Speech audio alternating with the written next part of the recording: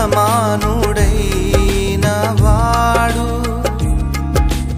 అవమానపరచడు నిన్ను.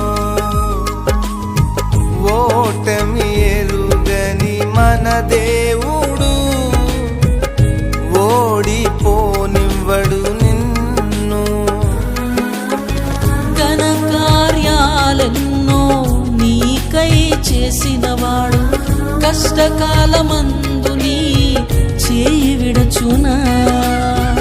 అసాధ్యములెన్నో దాటించిన నాదుడు శ్రమలో నిన్ను దాటిపోవునా. సియోను దేవుడే నిన్ను సిగ్గుపడనివ్వడు, కనికరపూర్ణుడే నీ కన్నీరు తుడుచును.